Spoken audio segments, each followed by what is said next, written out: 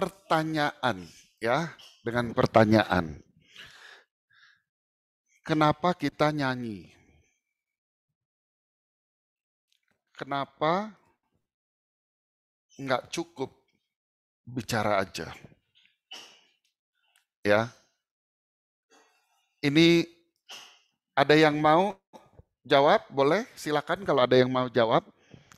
Kenapa kita nyanyi? Kenapa bicara aja tidak cukup? Harus ada lagu. Mungkin ada yang mau mencoba menjawab.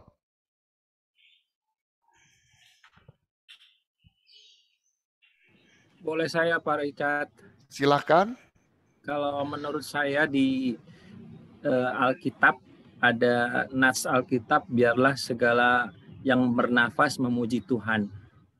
Saya mengartikannya itu memuji dengan bernyanyi. Ya. Demikian. Terima kasih. Terima kasih. Ya. Jadi kalau kita melihat secara teologis ada dasar juga ya. Bahkan nyanyi itu diperintahkan ya. Tetapi yang jadi pertanyaan saya, kenapa memuji Tuhan nggak bisa ngomong aja? Kenapa mesti pakai nyanyi? Ya, kenapa azan harus dibawakan dengan melodius seperti yang kita tahu? Kenapa nggak panggilan berupa kata-kata aja biasa ngomong? Seni, Pak. Nah, terima kasih Ibu Paulina ya. Lia. Oh, Ibu Lia Tutuarima. Iya, seni. Nah, kenapa? Sebab ada hal-hal yang kalau kita cuma cerita, tidak semua tersampaikan. Ya, seperti puisi, ya. Puisi itu kadang malah lebih tidak jelas ketimbang kata-kata ngomong. Ngomong itu direct, ya. Tapi orang memilih untuk berpuisi karena apa? Ya di situ ada seninya, ada keindahannya. Nyanyi juga demikian, ya. Kenapa kalau bilang aku cintamu, aku cinta kepadamu harus pakai aku cinta padamu sungguh gitu misalnya ya. Kenapa enggak aku cinta padamu sungguh? Nah, kan sama, tapi tetap ada bedanya.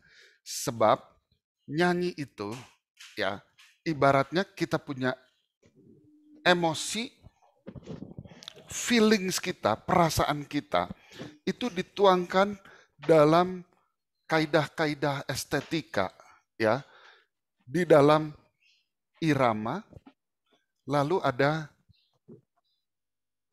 melodinya, ada nada-nadanya ya, lalu ada harmoninya ya.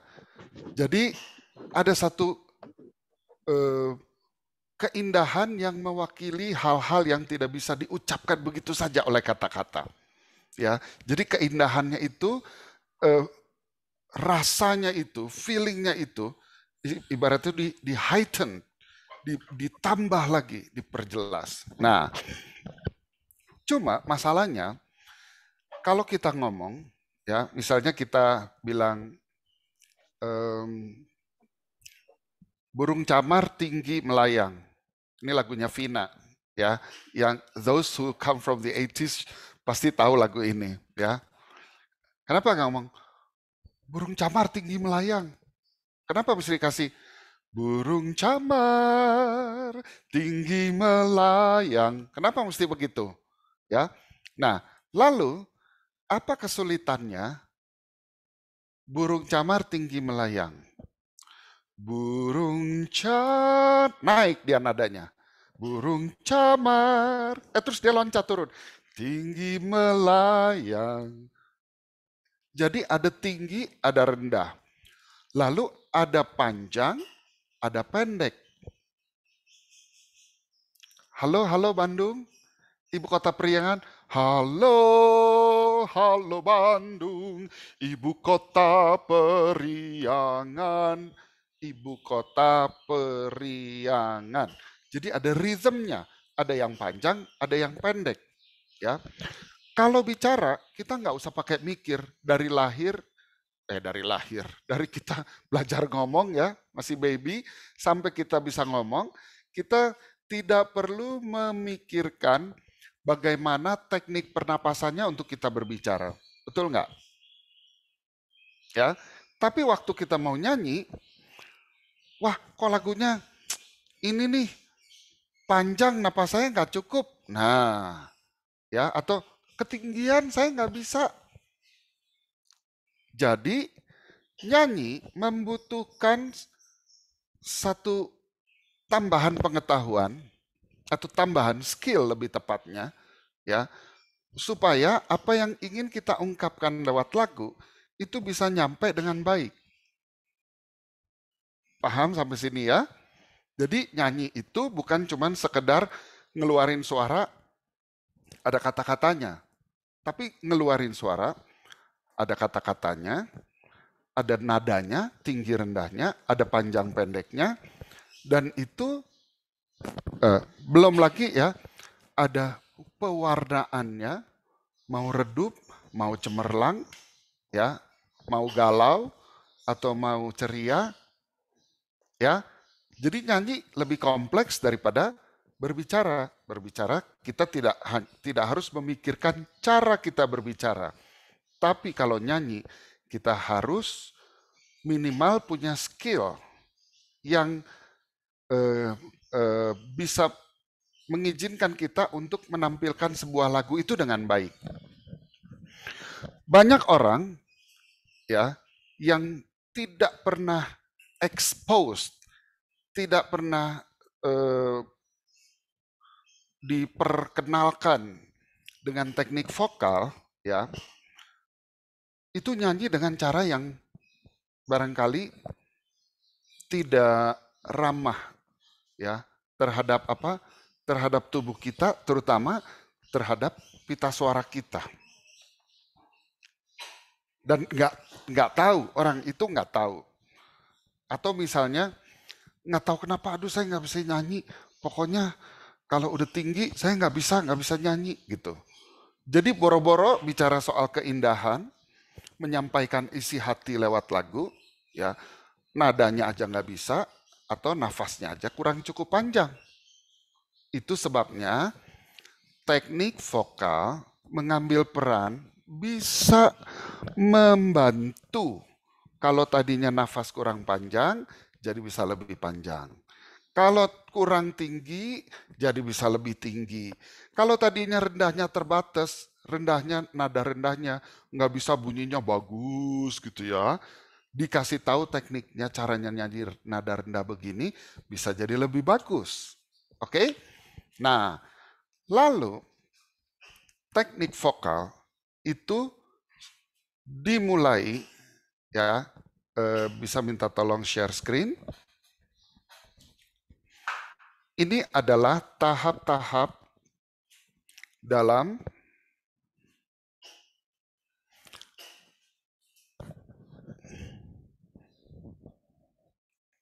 rasanya belum penuh ya, ini harusnya bisa sampai 300 ya. Baru 100 kok. Ya, dan kita mohon maaf tidak tersambung ke YouTube ya. Oke. Nah, ini adalah tahap-tahap produksi suara secara alamiah. Yang pertama adalah pernafasan. Nah, jadi kalau kita mengeluh, ya bisa dibuka image-nya tolong.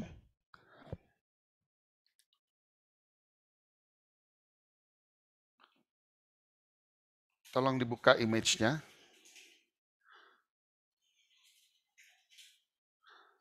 Yang pertama adalah pernafasan. Nah, bukan yang video, yang produksi suara.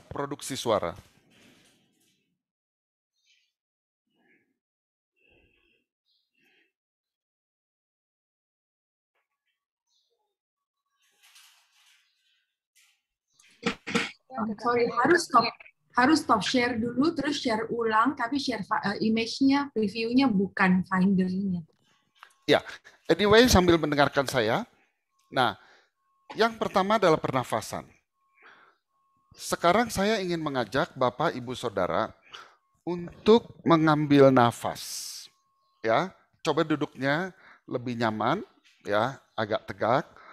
Coba kita tarik nafas, lalu kita tahan. Tarik nafas yang banyak, lalu kita tahan. Ya, bisa dibuka screen-nya supaya saya bisa lihat Bapak, Ibu, Saudara. Ya. Nah, ini yang kita sekarang lagi di breathing ya, pernafasan. Proses keluar masuknya udara ke dalam tubuh. Anyway, ya tadi udah benar itu. Ya, there you go.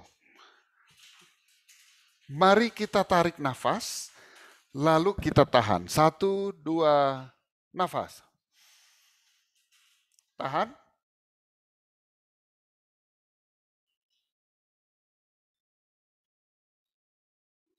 Tahan. Enaknya diapain?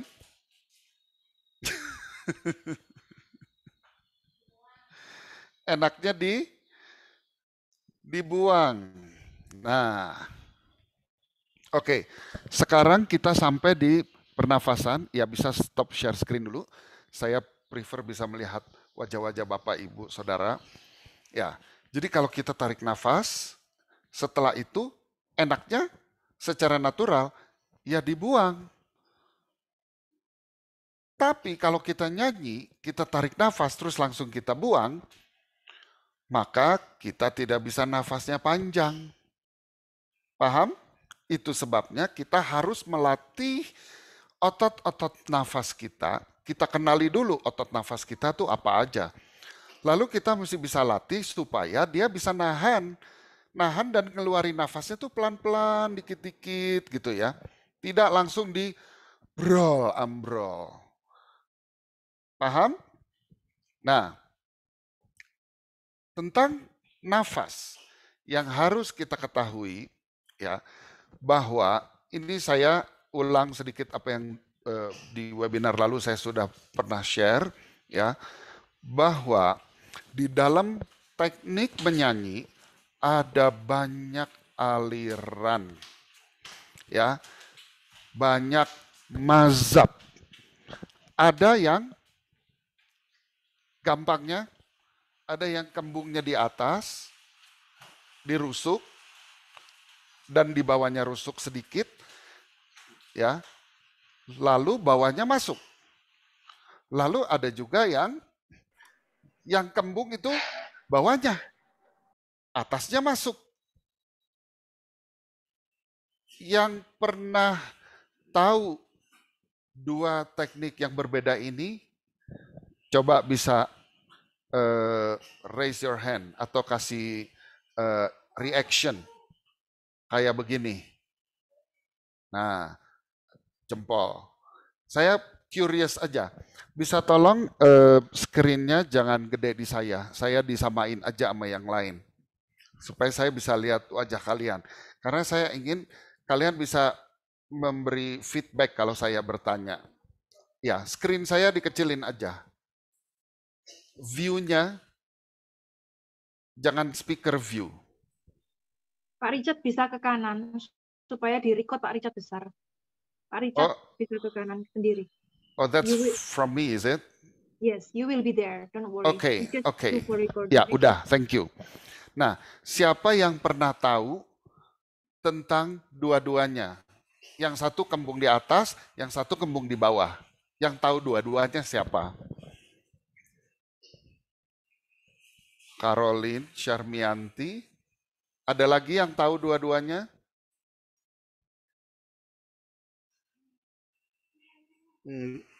Nggak banyak ya, ternyata ya. Tidak banyak yang, ya mungkin ada yang tahu tapi malu-malu nggak mau ngomong. Oh, Yoses pasti tahu, dia voice major, dia sarjana vokal.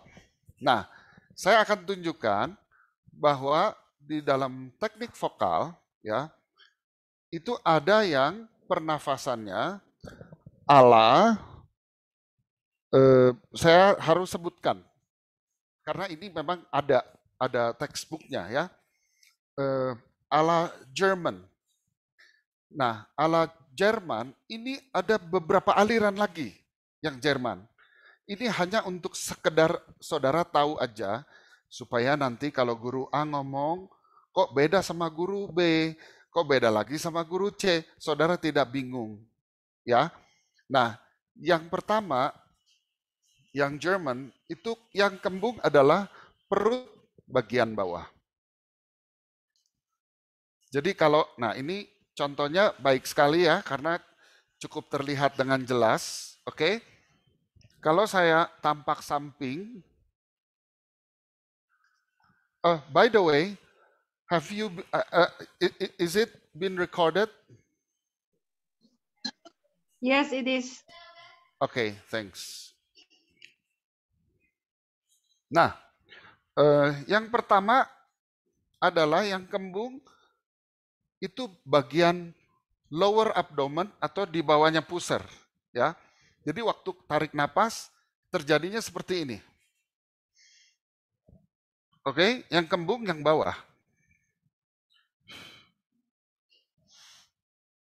Gitu, ya. Yang atasnya masuk malahan. Ininya. Saya tarik, saya buang, ya. Ada lagi yang ininya juga kembung, bawahnya juga kembung. Semua kembung kayak balon, ya. Gitu, semua kembung. Nah, yang dari Itali atau Italian bel canto itu yang kembung daerah sini. Sedangkan perut bawahnya masuk. Coba perhatikan, ini perut bawah saya, ini perut atas. Ya, saya tarik napas. Ini yang kembung. Bawahnya masuk. Bawahnya pusar masuk.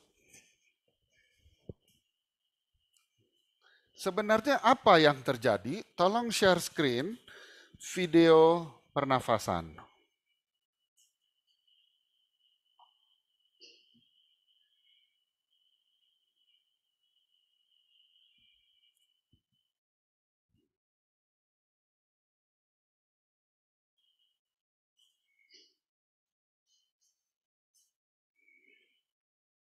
Ya, jadi sebenarnya apa yang terjadi sih waktu orang tarik napas, buang napas gitu ya?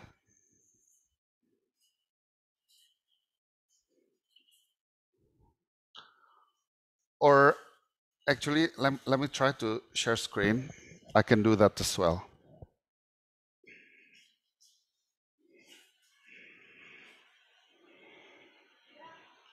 Udah ya? No, not yet. It's this one.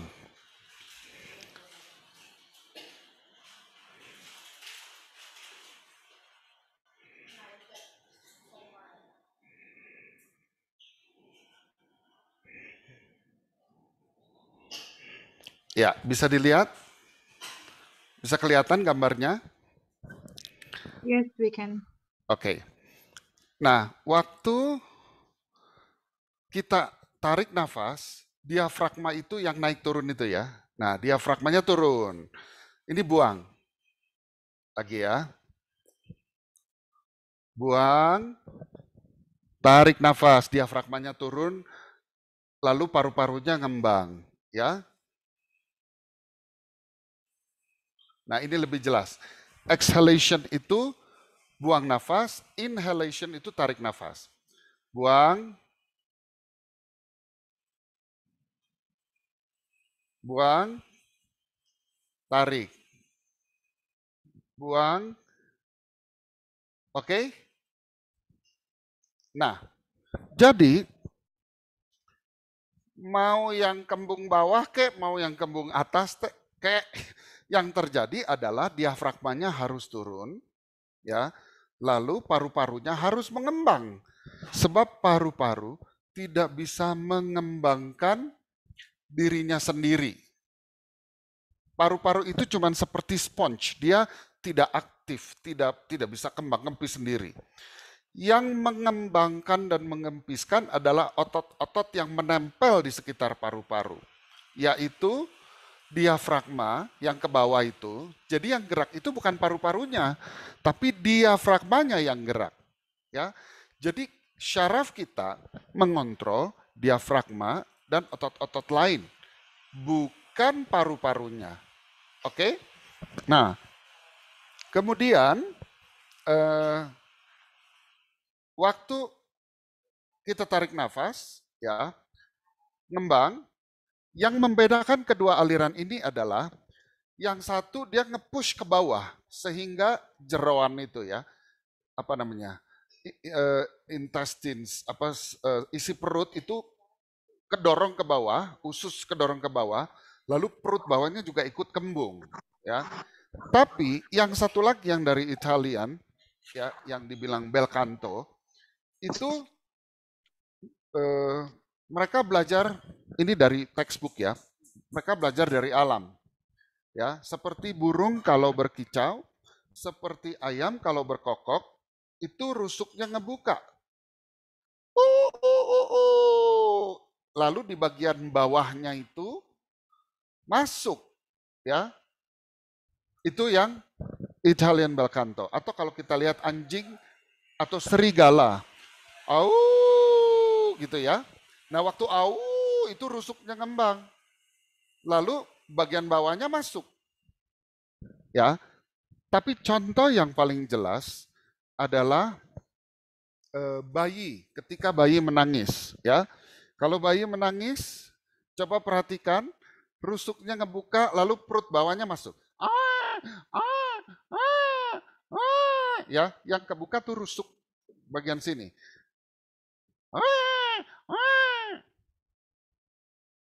Coba saya pengen tahu, yang sudah pernah punya anak, betul nggak yang saya omongin? Bisa thumbs? Ya? Nah, jadi kenapa saya harus ungkapkan hal ini? Ya, sebenarnya kita mau pakai yang Jerman, mau pakai yang Itali, sah-sah aja, nggak ada masalah. Dua-duanya bagus, dua-duanya sudah survive selama ratusan tahun, dan hasilnya waktu nyanyi juga dua-duanya bagus. Betul? Tapi what works best for us? Apa yang kita cocok, kita rasa cocok, itu yang kita ambil. Nah, masalahnya ketika saya belajar vokal dulu, guru saya taunya masing-masing cuma satu. Mereka nggak pernah kasih tahu bahwa ada 2 macam, 3 macam, 4 macam. Jadi saya dari guru A pindah ke guru B, saya bingung. Saya bilang, kok guru A ngomong begini? Guru B bilang, dia salah. Atau saya nggak bisa kayak gitu. Kalau mau belajar sama saya ya kayak gini, ya benar juga sih. Ya. Tapi saya bingungnya itu lebih dari 10 tahun, saudara-saudara. Lebih dari 10 tahun. Saya belajar vokal tahun 88. Mulainya. 88 itu sama Renata Lim. Habis itu 89 saya mulai belajar sama Ibu Katrin. Sebelumnya tuh di tengah-tengah saya belajar juga ada yang profesor dari Austria, dari Jerman, namanya Grace Preussen. Ya, semua ngomong beda-beda. Saya dibiarkan kebingungan sendiri bertahun-tahun sampai saya akhirnya membaca buku ya yang dikasih guru saya Ibu Katrin Lemena ya yang membahas tentang perbedaan-perbedaan ini. Baru saya ngerti bahwa ada 2 aliran besar yang tidak bisa ketemu, yaitu yang kembung bawah sama kembung atas. Oke? Jangan bingung, ya pilih saja salah satu. Kalau saya yang kembung atas, alias Italian bel canto. Oke?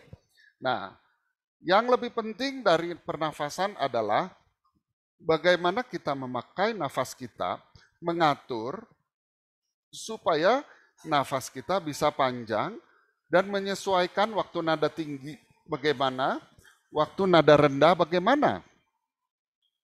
Paham sampai sini? Ya. Jadi waktu kita ambil nafas itu berkaitan dengan postur, dengan sikap tubuh kita. Kalau tubuh kita bongkok, maka tidak bisa optimal. Itu sebabnya kita harus tegak, ya. Tulang punggungnya itu di stretch, ditarik lurus, tetapi relax. Oke? Kemudian waktu tarik nafas, ya, rusuk mengembang, tetapi dada ini sudah harus ada di atas. Oke? Nah, saya tidak akan menjelaskan lebih jauh, ya. Nanti kalau saudara mau tanya boleh. Saya akan masuk setelah dari pernafasan, ya.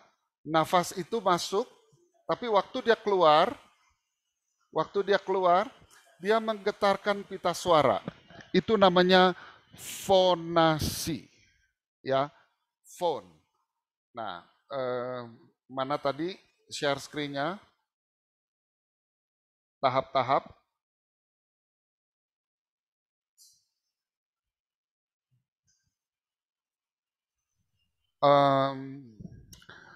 Or it's okay. I think I can just handle from here.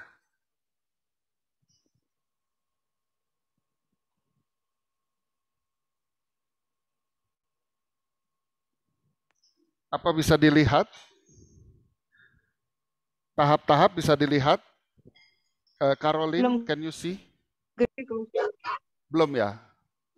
You just double click, try to double click it.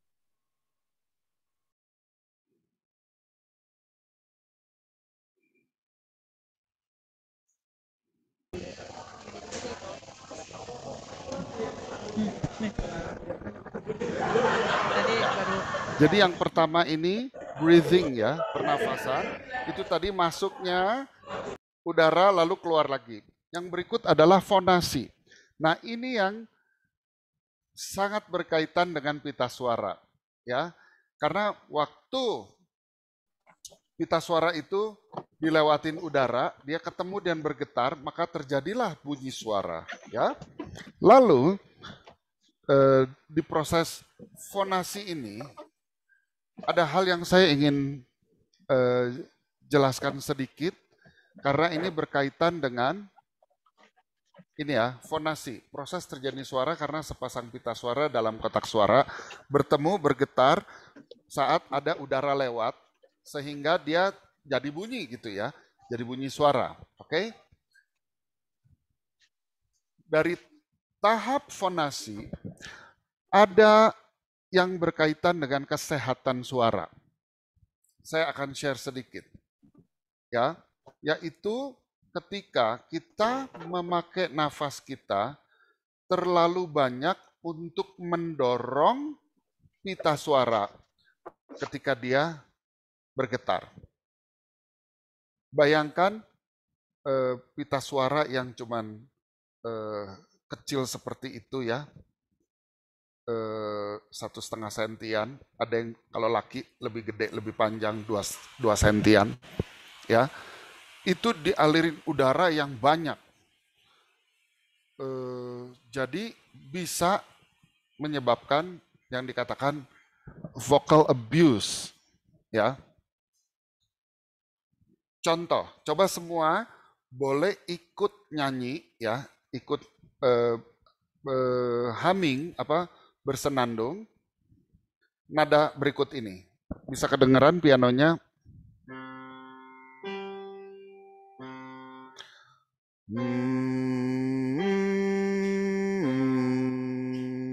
Ya. Nah, waktu kita bunyikan nada ini, ada orang yang tanpa sadar dia mendorong, pushing. Jadi seperti ini. Jadi kalau nyanyi kayak anak SD, ya, diajari nyanyi itu sebenarnya nggak benar-benar nyanyi, mungkin juga setengah berteriak ya. Misalnya kalau nyanyi, ambilkan bulanmu, ambilkan bulanmu, gitu ya. Nggak jelas, yang penting keluar suara teriak-teriak aja. Nah itu salah satu bentuk abuse, yang kalau kebanyakan bisa membuat pita suara kita itu lecet.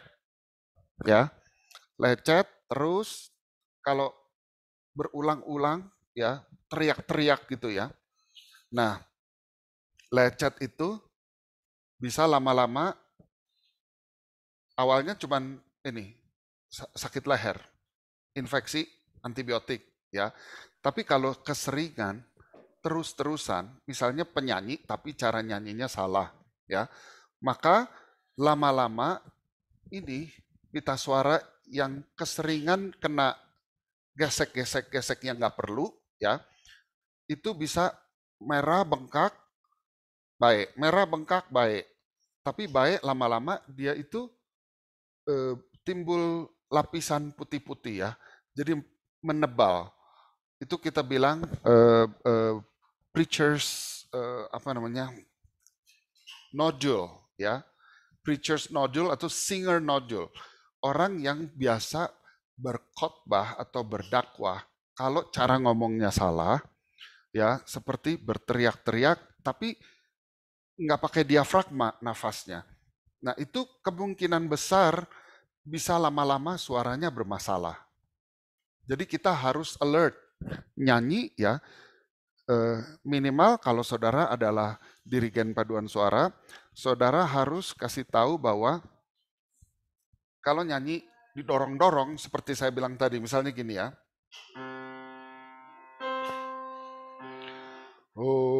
Oh, nah itu dorong. Saya melakukannya sekali dan sekarang saya menyesal. Seharusnya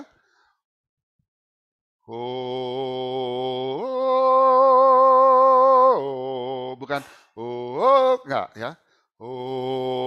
Rusuknya buka, diaframnya diturunin lagi ya, disiapin tempatnya, nadanya baru bukan dengan dorong sampai seperti berteriak. No. Nah, bayangkan kalau berteriaknya itu mungkin kadarnya tidak sebegitunya ya. Tapi terus apalagi kalau dia sering nyanyi. Ya, lama-lama suaranya itu udah nggak bisa bersih, kayak ada kresek-kreseknya. Ini yang saya mau sharing ya. Kenapa saya ikut ambil bagian dalam World Voice Day? Karena saya punya pengalaman pribadi mengenai hal ini. Bukan sayanya yang sakit ya. Walaupun dulu saya sempat 4 kali operasi polip dan 1 kali operasi amandel sampai saya berhenti kuliah vokal. Ya. Jadi akhirnya saya pindah ke conducting major. Tapi saya setelah operasi akhirnya ya bisa nyanyi lagi gitu ya. Anyway, yang saya mau ceritakan ini nggak ada hubungannya sama polip sama amandel ya. Tapi penggunaan suara yang salah. Saya punya anggota paduan suara, dia itu lingkungan tempat tinggalnya ya dan pekerjaannya itu dekat, yaitu di pabrik. Ya. Karena bunyi mesin yang sangat bising membuat si bapak ini setiap hari kalau ngomong berteriak. Dia nggak tahu bahwa itu salah, ya. Karena tiap hari udah biasa begitu, ya teriak-teriak gitu. Karena mesinnya bising sekali, ya. Lama-kelamaan serak antibiotik sembuh, serak antibiotik lama-lama serak udah nggak bener seraknya. Lalu ketika diperiksa di THT pakai kamera ya lewat hidung dimasukin, diperiksa pita suaranya itu sudah ada penebalan ya. Akhirnya dia berangkat ke Singapura, dioperasi, nodulnya itu dikerat ya, jadi diambil pakai laser, sinar laser.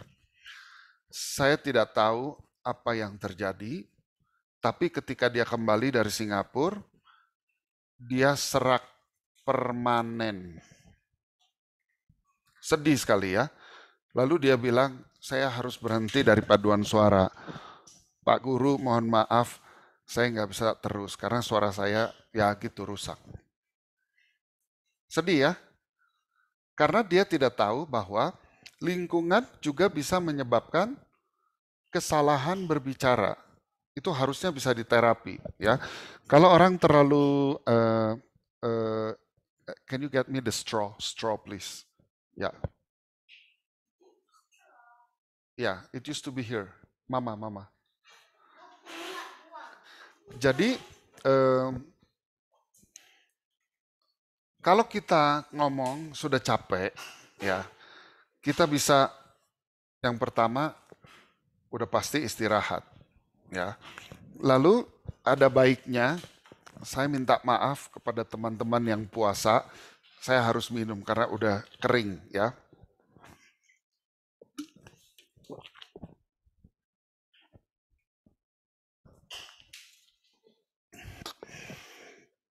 Satunya. Nah, salah satu hal yang harus kita perhatikan, ini berhubungan dengan fonasi ya, pita suara ya. Kita harus menjaga kelembapan pita suara. Kalau pakai AC, terus-terusan AC, harus banyak minum.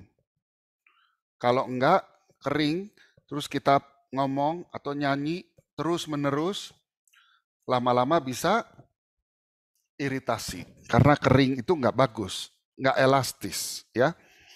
Nah, kalau kita kebanyakan ngomong, tapi ngomongnya dorong-dorong, setengah berteriak. Itu nggak bagus kan? Bikin capek. Nah, ini salah satu cara relaksasi. Pakai sedotan, kelihatan sedotan. Ya. Lalu ditaruh di mulut. Terus nyanyi pakai huruf U.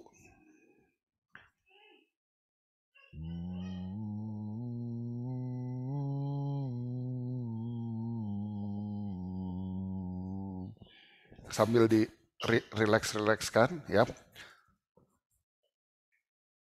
Misalnya lagu Happy Birthday.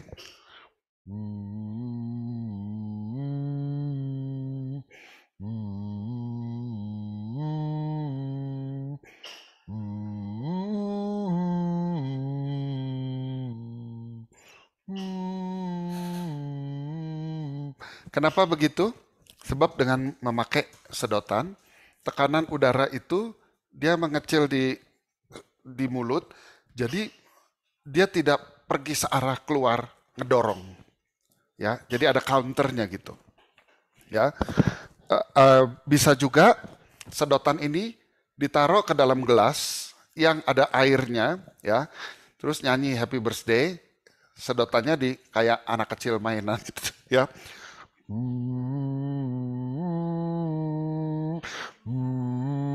Tapi di gelas yang ada airnya, blub blub blub blub blub blub, blub, jelas itu bisa merilekskan pita suara. Ya lagunya bisa apa aja, tapi nggak usah yang terlalu lagu susah-susah ya, tinggi-tinggi gitu, enggak. Karena idenya adalah justru untuk merilekskan pita suara. Ya, nah lalu kalau udah terlalu capek ya, ini bisa juga kita pijit-pijit, tapi saya nggak akan jelasin gimana caranya. Saudara bisa pergi ke YouTube, ada yang namanya laryngeal massage, laryngeal massage, ya, pijat pita suara, tapi nggak boleh kencang-kencang, ya. Nanti kalau saudara nonton bisa tahulah kira-kira minimal bisa membantu meringankan kalau ini saudara udah capek gitu ya. Aduh capek gitu. Habis ngajar 4 jam atau 6 jam non-stop ya. Bisa dipijit-pijit gitu. Ada caranya tapi. Nonton aja di YouTube ya. Nah itu tadi tentang pita suara. Jadi pita suara ini Kalau dia bergetar, nah ini yang akan saya jelaskan, ini sangat penting terutama bagi guru-guru vokal, guru-guru paduan suara ya. Saya akan jelasin setelah saya ngomong tentang resonansi ya. Jadi dari fonasi kita ke resonansi sekarang. Oke. Ada sebuah video yang ingin saudara nonton.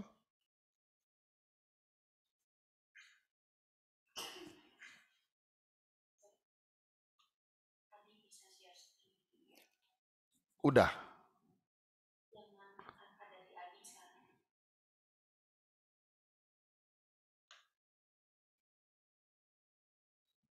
Nanggung. Ya, there you go. Ya. Kalau saudara lihat ini, nah ini pita suaranya nih di sini ya. Pita suaranya di sini. Oke? Itu fonasi. Lewat dari fonasi ini resonansi dari tenggorokan bagian bawah ya, tenggorokan bagian atas, belakangnya mulut sampai ke daerah perbatasan sama rongga hidung. Ini namanya nasofarinx.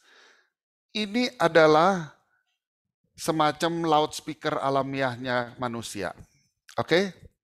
Di mana suara kita itu kualitasnya setelah dia keluar dari pita suara, dia jadi bunyinya itu digedein. Ini ya, di tenggorokan, di rongga mulut, ya. Lalu sensasinya bisa dirasakan di rongga hidung. Tapi apakah rongga hidung,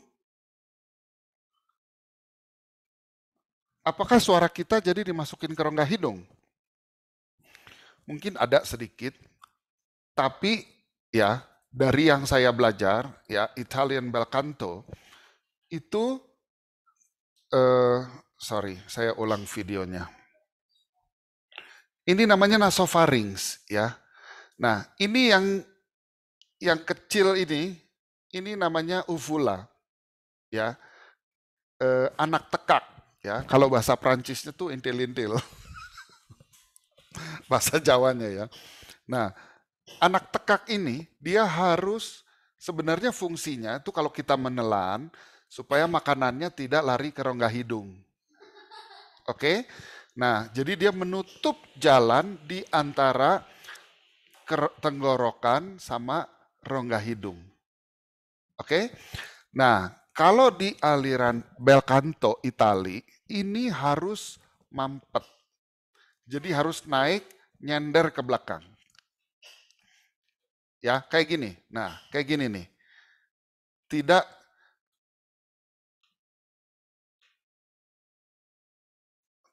nggak turun. Sebab kalau turun suaranya jadi sengau. Jadi kayak gini. Masuk ke hidung, ya. Tapi kalau kita tutup nasofaringnya jadi dia ada sengau-sengaunya juga pasti ya. Tapi enggak benar-benar sengau gitu ya. Nah, itu tadi tentang resonansi. Resonansi ini juga ada kaitannya dengan pewarnaan suara. Ya. Coba kita semua bilang begini. Ya, kita semua ngomong ya. Halo. Dibas-basin. Halo, gitu ya. Nah, itu kita buka kita punya tenggorokan atau pharynx ya. Sekarang pharynxnya, tenggorokannya dikecilin, kita taruh suaranya di rongga mulut. Halo. Nah, kalau orang Betawi itu ya, kalau lagi lenong, saya waktu kecil karena saya lahir besar di Jakarta ya. Penonton, buset itu suara ya, cempreng gitu. Nah, itu karena dia lebih banyak pakai resonansi mulut. Jadi halonya kalau yang tadi halo dengan nada yang sama bisa jadi gini. Halo. Paham? Ya. Jadi kalau nadanya gini Do, do, itu rongga mulut yang banyak. Ya, ini yang berikut banyak tenggorokan. Do, lalu banyak mulut.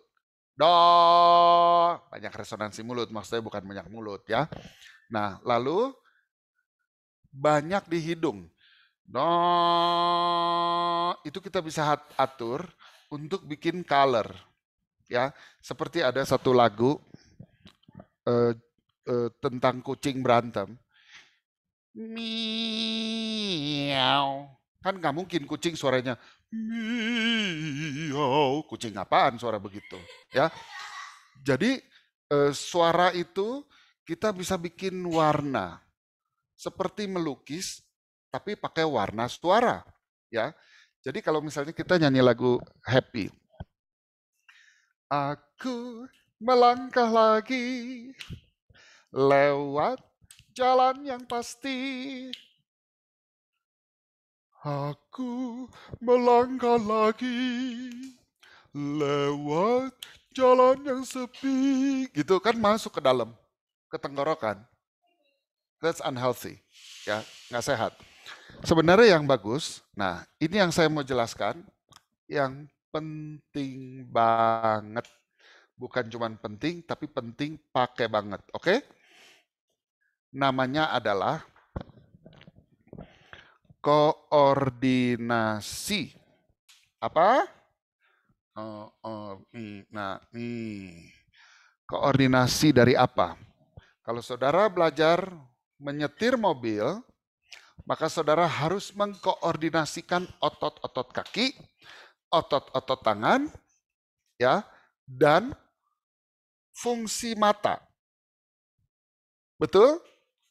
Kapan nginjek gas, kapan nginjek rem, nginjek kopling, kapan tangannya mindahin kopling, kapan waktu mata bilang ada becak lewat, rem. Saudara nggak bisa hanya nginjek gas, yes, udah jalan, yes, jalan terus. Matanya nggak dipakai, nggak bisa. Jadi ada koordinasi, oke? Nah, di dalam nyanyi juga begitu, ada koordinasi. Antara apa? Antara otot pernafasan, pita suara, dan resonansi, resonator. Resonator utama kita ada 3, yaitu rongga mulut, rongga tenggorokan, yang kedua rongga mulut, yang ketiga rongga hidung. Oke? Ini fakta yang penting. Ini harus diingat ya, bagi saudara yang ngajar vokal supaya bisa ngajarin nyanyi yang sehat. Oke? Nada berubah, tekanan udara yang dibutuhkan oleh pita suara tersebut juga berubah. Oke? Lalu, bukan cuma tekanan udaranya, air pressure-nya yang berubah, sesuai dengan perubahan frekuensi pita suara, atau sesuai dengan perubahan tinggi rendahnya nada, tapi juga bagaimana kita menggemakan atau menaruh suara kita, itu kita mau taruh lebih banyak di tenggorokan, apa di mulut, apa di hidung, mau dipentokin ke tulang mana, itu juga akan pengaruh terhadap suara yang rileks atau tidak rileks. Saya akan kasih contoh, ya. Misalnya, kita nyanyi nada ini. Do, atau kurang rendah, segini deh. Do, oke? Nah, tapi nada rendah, saya taruhnya di rongga mulut lebih banyak sama hidung. No. Do. Itu baik bunyi maupun cara nyanyi di leher kita, di pita suara kita, kagak nyaman. Paham? Karena koordinasinya salah. Untuk frekuensi segini, nada as rendah, maka kita harus taruhnya lebih banyak di tenggorokan. Do, kita harus buka. Nggak bisa kita taruh di do. Ya. Nanti kalau contohnya yang lebih ekstrim, itu bisa sampai suaranya berhenti. karena mekanismenya ngambek. Oke? Nah, sebaliknya kalau nadanya segini. Segini deh. Do. Terus kita taruhnya di sini. Do. Nyanyinya nggak enak. Paham? Nggak bisa ditaruh di situ. Sebab untuk frekuensi segini, nada S tinggi buat tenor, ya. Kalau sopran segini. Oke? Itu dia harus ditaruhnya ya di situ, segitu. Nggak bisa di tempat lain. Ya. Saya ingin saudara membedakan, ya. Coba humming, nada ini, lalu ini, lalu ini. Ya.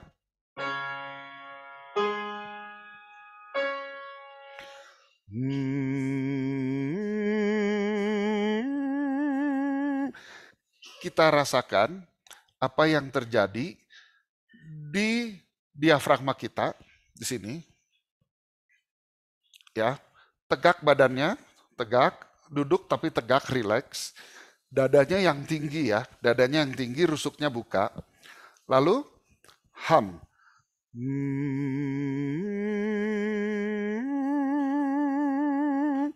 Apa yang terjadi di diafragma dirasakan. Lalu apa yang terjadi di muka, ya, di bagian resonator, apakah setiap nada itu tempatnya sama? Dalam artian tempat itu maksudnya sensasi getarannya, apakah itu di tempat yang sama, 3 nada tersebut, atau dia pindah-pindah? Oke? Coba sekali lagi.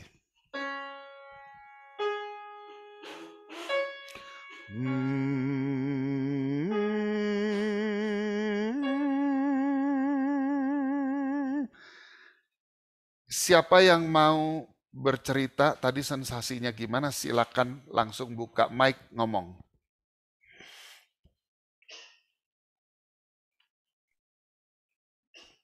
Ada? Diafragma makin tinggi makin naik. Siapa nih? Bu Nani ya?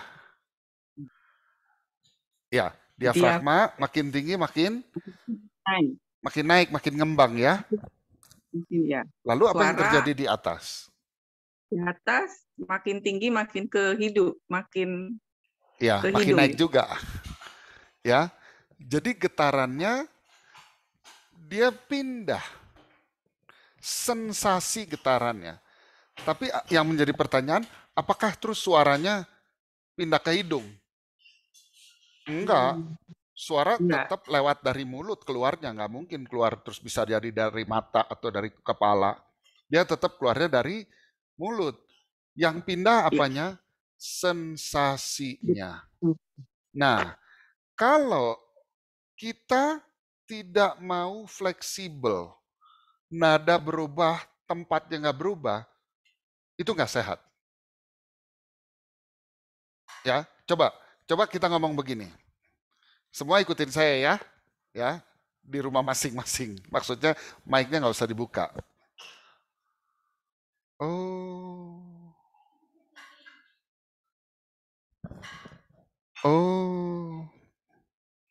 hah? Iya,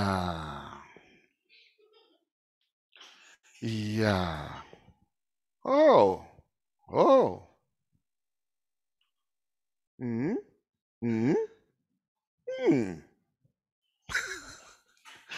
Berasa nggak?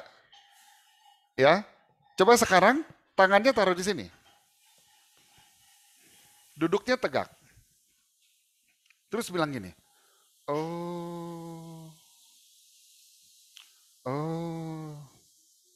What?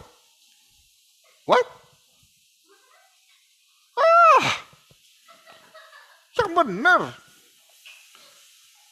Nah. Oh. Berasa nggak? Tapi itu kan ngomong. Ngomong mah nggak perlu panjang-panjang. Cuman,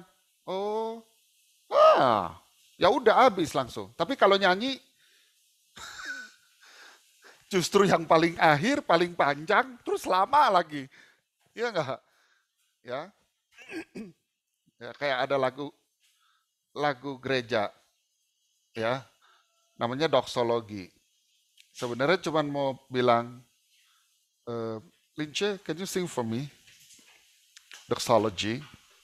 Itu kan? Ya. Praise God from whom all blessings flow. Nah, itu kan ta ti ta ta ta ti ta ta, flow-nya panjang. Flow. Kalau orang ngomong kan nggak butuh segitu, tapi nyanyi butuh. That's the problem.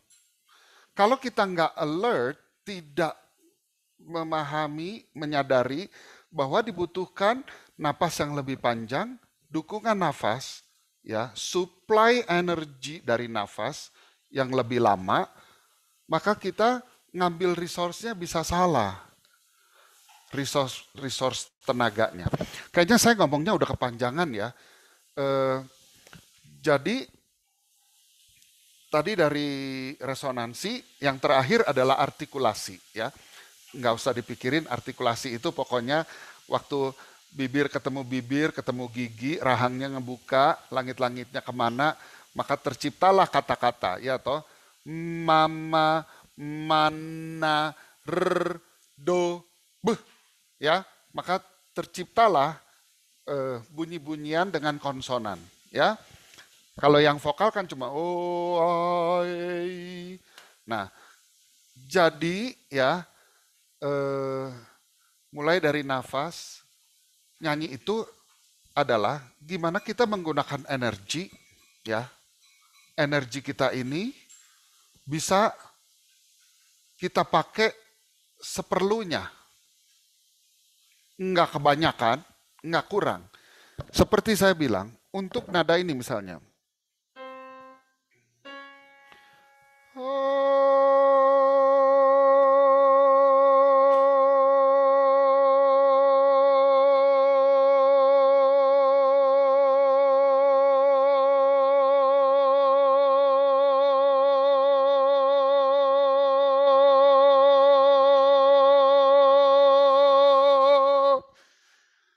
Ya, karena saya ngeluarinnya pelan-pelan.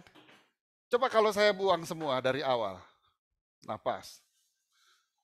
Oh, kualitasnya beda dan nggak enak di sini. Ya, ininya tuh kerja, otot sininya tuh ikut kerja. Ya, padahal harusnya dari nafas. Saya kasih tahu caranya. Coba gini, pencet gini, terus bilang 2, 3. Terus bunyi ini nih.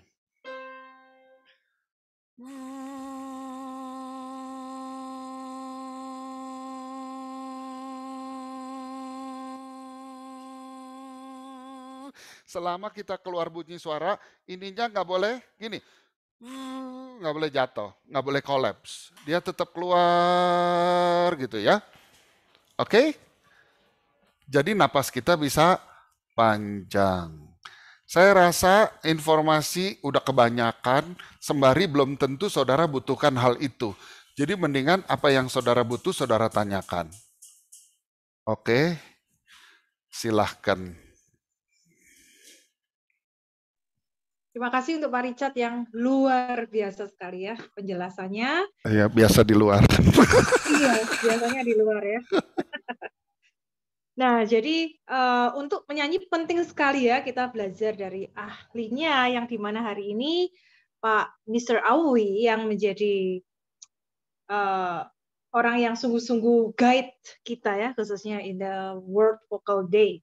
Nah, hari ini sudah ada pertanyaan Pak yang masuk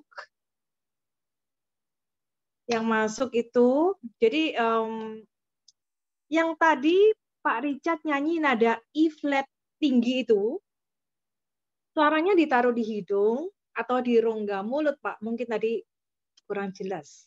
Silakan, Pak. Please unmute yourself. Pertanyaannya kayak gitu ya. ditaruh di mana gitu. Ya, eh, coba ikutin saya ya, ikutin saya.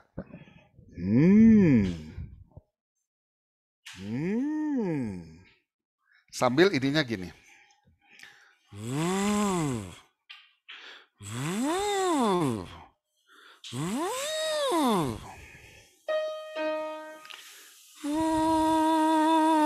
Pakai huruf V, oke?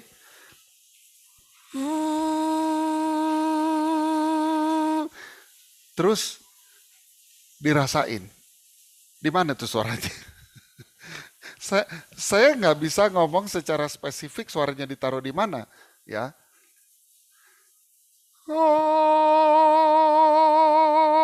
Sebab gini ya, kalau saudara bariton, kalau saudara tenor, ya, atau saudara sopran sama sopran koloratura itu sudah beda, oke?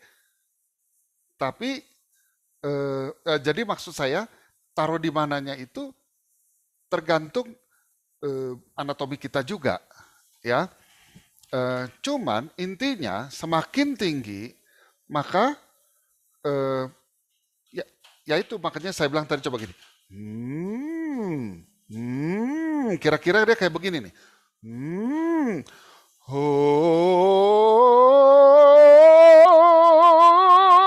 Jadi bukan itu berteriak, itu nggak sehat. Oke? Jadi bukan tapi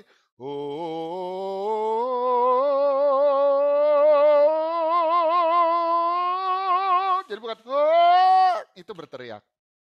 Paham? Dan waktu suara makin begini, hidung makin mampet, ya, ininya juga makin gini. Makin buka, ya.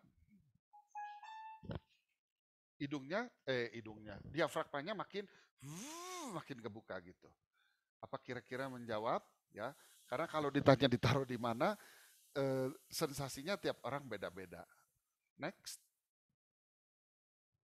Thank you, Mr. Owi. So the second question, saat ada lagu yang memerlukan resonator tenggorokan atau hidung, biasanya lagu tradisional ya. Sementara resonator tenggorokan dan hidung ini perlu kita hindari karena nggak sehat. So what is the solution, Mr.? Silahkan. Lagu daerah itu kadang-kadang ya, itu datang satu paket dengan culture, bahasa,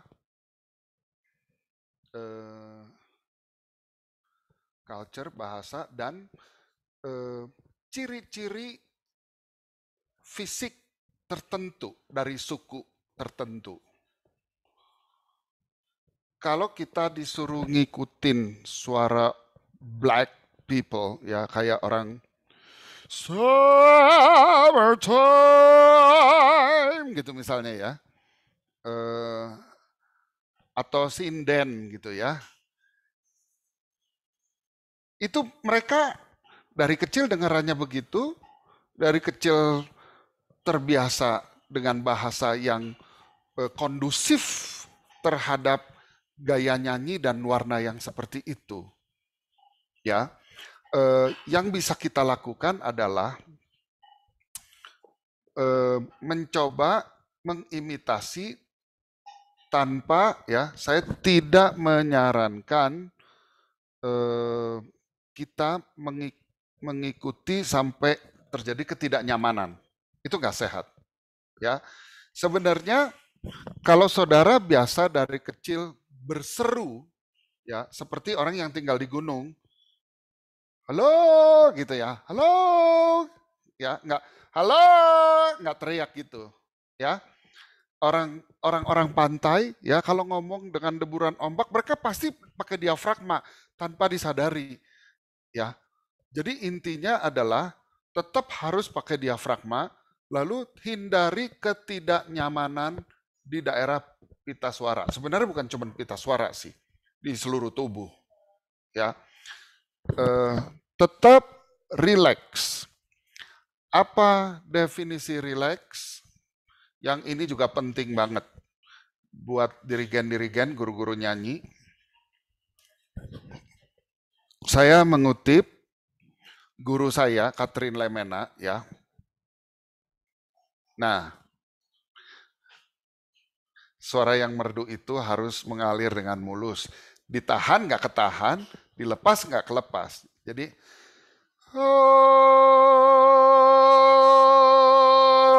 kelepas.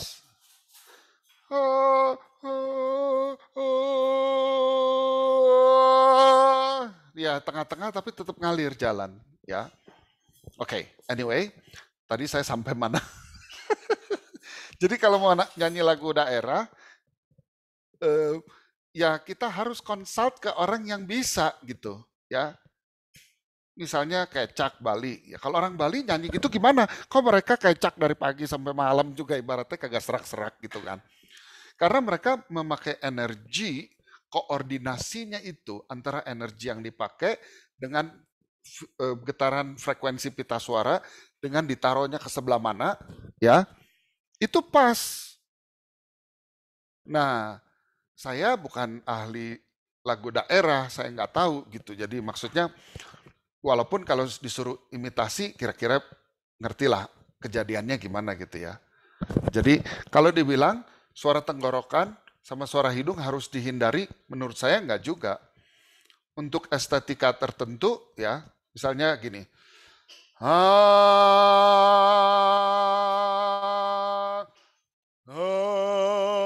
Itu tenggorokan sama hidung. Masalahnya apa? Tingginya seberapa? Masih nyaman apa enggak? Ada yang sakit nggak? Itu yang nggak boleh kalau sampai sakit. Oke? Cukup dari saya. Thank you, Mr. So the next question, selama ini saya kalau pas nyanyi perutnya itu kepencet masuk pas keluarin nafas. Tapi saya barusan dapat arahan dari guru vokal saya, katanya harusnya perutnya itu malah expanding pas nyanyi. Gimana ya caranya, Pak? Thank you. Sorry, yang di bagian depannya tadi dibilang apa? Perut bagian mana yang masuk? Perutnya itu kepencet masuk pas keluarin nafas. Bukan. Atas apa bawah? That's the question. Dia nggak ngomong. Nah, ini balik lagi ke mazhab atau aliran ya. Jadi kalau yang Jerman, yang kembung, makin kembung yang keluar, yang bawah. Tapi kalau Italian yang atas makin kembung. Jadi gurunya nggak salah, cuman alirannya yang mana gitu. Oke? Sebab bisa jadi saudara belajar yang pertama itu dari guru yang alirannya A, lalu pindah ke aliran B. Makanya saya sharing supaya Anda yang dalam proses pencarian dalam belajar vokal itu bisa tahu bahwa memang ada hal-hal yang nggak bisa ketemu, ya. Tapi kalau dari saya, sorry, would you mind repeating the question once more? Selama ini saya kalau pas nyanyi perutnya itu kepencet masuk pas keluarin nafas. Jadi pas nafas That's German. Pas keluarin. So Yeah. German ya. Yeah, that's German. Ya. Tapi gurunya sekarang keluar gitu kan. Perutnya yang atas harus keluar gitu kan. Ya berarti gurunya yang sekarang Itali gitu.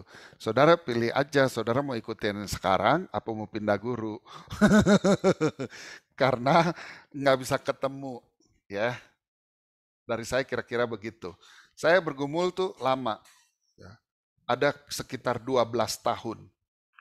Baru saya menetapkan.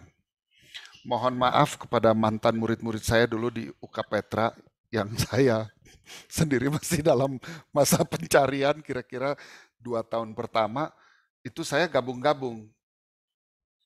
Gado-gado. End up saya bingung sendiri. Saya buka lagi, saya belajar lagi, baru saya ketemu buku yang dari guru saya itu, dari Bu Catherine. Ya, ternyata emang nggak bisa ketemu tuh. Jadi harus milih. Oke? Ya, intinya yang nyaman gitu ya Pak ya untuk kita ya. Dua-duanya ada level nyamannya. Oke, thank you. So the next question, saya mau tanya Pak, kalau vibrato dibuat atau muncul sendiri ya? Dulu saya tahunya vibrato itu muncul sendiri kalau makin dewasa. Tapi ada orang dewasa yang suaranya nggak pernah ada vibrato. Ya, ini pertanyaan klasik ya, karena kebanyakan orang kepingin punya vibrato, bener nggak? Ya, supaya kalau nyanyi keren gitu. Nah, kenapa suara orang ada yang ada vibranya, ada yang nggak ada vibranya? Jawabannya adalah karena koordinasi tadi tidak tercapai maksimal, kualitas yang maksimal dari koordinasi yang sempurna, yang tepat. Antara tekanan udara sama frekuensi pita suara, sama naroknya di sebelah mana, bukaan mulut seberapa, bukaan langit-langit lunak ngangkat seberapa, mau diarahin ke hidung, apa ke bibir depan, ke gigi, ke dagu, apa ke jidat, apa ke atas, itu nggak pas. Nggak pas yang continue, terus-menerus, nggak pas, jadi vibranya nggak pernah keluar. Ya, kalau koordinasinya benar, maka vibra itu keluar sendiri. Ya, saya demonstrasikan. Sorry.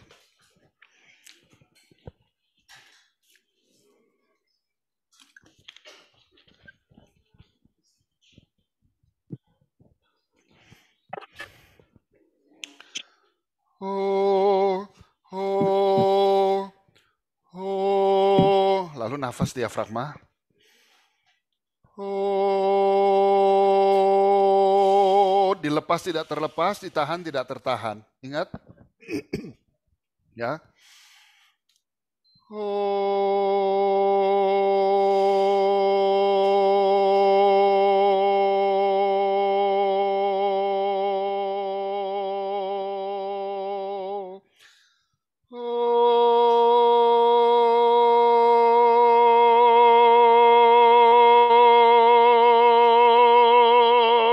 Itu saya nggak bikin ya. Saya nggak bikin. Kalau saya bikin begini. Oh, itu pita suaranya begini. Ya. Atau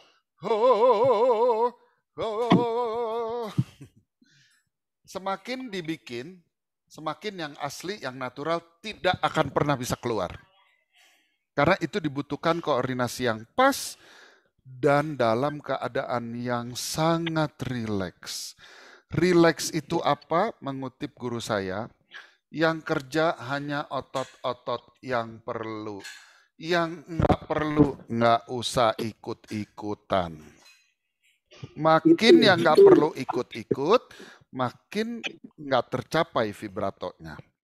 Ya, biasanya itu karena diafragmanya itu kurang press down ya. Jadi pressure udaranya itu kurang kuat, tapi udara yang di-apply ke pita suara, yang lewat ke pita suara terlalu banyak. Jadi nggak keluar vibranya. Kalaupun udah keluar, maksudnya kalaupun udah benar pressure-nya, dia harus berkoordinasi dengan resonatornya. Pas apa enggak, ditaruhnya ke sebelah mana. Kalau terlalu ke depan dia nggak keluar, terlalu ke belakang dia nggak keluar. Oh, oh, oh.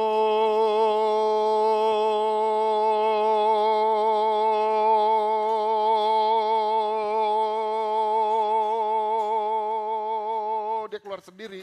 Saya nggak bikin-bikin. Oke? Ya. Thank you, Mister. The next one, sebenarnya nyanyi itu baiknya pakai head voice atau suara asli. Suara kita semuanya asli. Atau Sebenarnya, mungkin ya perpaduan itu mungkin pertanyaan antara chest, head voice atau gimana? ya, enggak.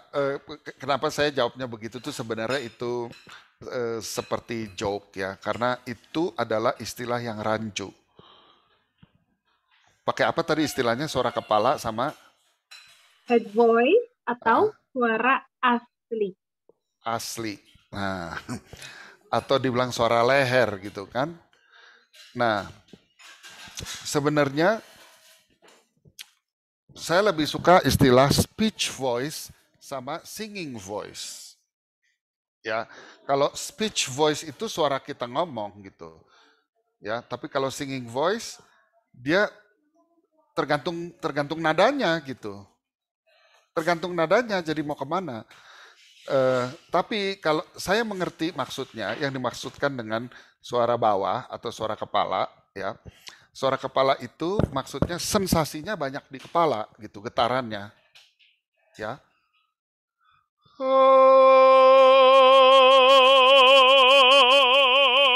Kira-kira begitu, ya. Yang suara leher, yang menjadi pertanyaan, yang mana yang sehat? Dua-duanya bisa sehat. Kalau rileks dan benar. Ya, jadi nyanyi pop baik-baik aja, fine-fine aja. Masa nyanyi lagu pop kita pakai suara kepala. Sakitnya hati ini, gitu ya. Atau kita nyanyi lagu klasik tapi pakai suara ngepop. Kan maksudnya gitu, ya. Homyo babi no karo. Salah nggak? Ya nggak salah sih, salah benar itu kan cuma masalah estetika, ya. Kita lagi mau lakukan yang mana gitu, ya. Dua-duanya bisa sehat. Thank you, sir. The next one. Kalau setelah nyanyi lama, berasa lelah di tenggorokan atau sore throat, sehingga jadi agak serak. Itu ada yang kurang benar tekniknya, atau hanya kelelahan saja? Thank you. Oke.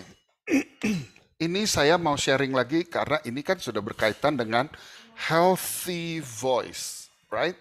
Suara yang sehat. Dan ini adalah Hari Suara Sedunia.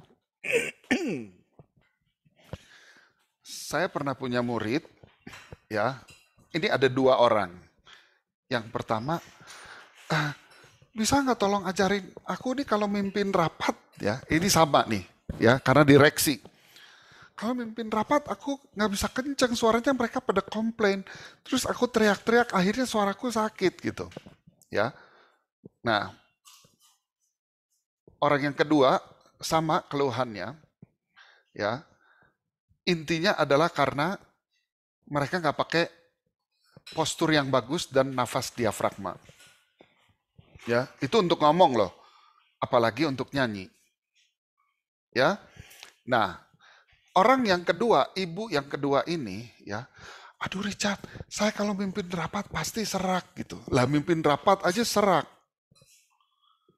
Rupanya ibu itu ingin tampil memukau, jadi dia pakai long torso, korset yang mahal, yang ketat. Ya, apa itu namanya? Korsetnya, yang kenceng tuh, sampai masuk perutnya, sampai ke bagian rusuk bawah tuh. Ya, jadi di mana orang berbicara lebih keras membutuhkan dukungan nafasnya lebih dalam, pakai diafragma, dia nggak bisa pakai karena napasnya shallow, napasnya cetek, nggak bisa dalam. Karena apa? Ya dibungkus sama korset itu tadi. Ini contoh ya, saya nggak bilang yang nanya tadi nggak pakai korset gitu. Tapi intinya adalah kenapa serak itu biasanya karena pressure udara terlalu lemah. Tetapi pita suaranya mau minta nada tertentu gitu. Koordinasinya nggak pas. Tekanan udara dari diafragma, dari paru-paru, tidak matching dengan frekuensi pitch atau nada di pita suara. Terus menerus, lama-lama serak. Jadi latihan yang baik adalah dengan memakai ya.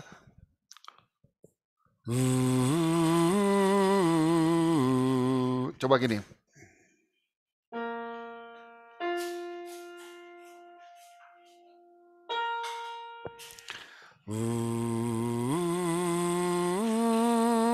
Sambil megang ininya.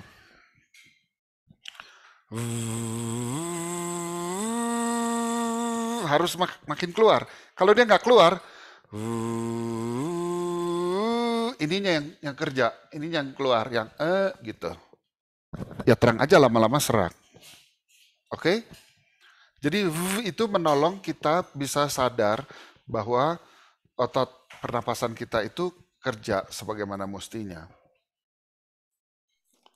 Thank you, Mister. So you will have another 5 question within 15 minutes. Bagaimana cara mudah untuk menjelaskan ke anggota paduan suara cara pernafasan menggunakan diafragma agar anggota paduan suara mudah. Maaf. Bisa tolong ulang, sorry.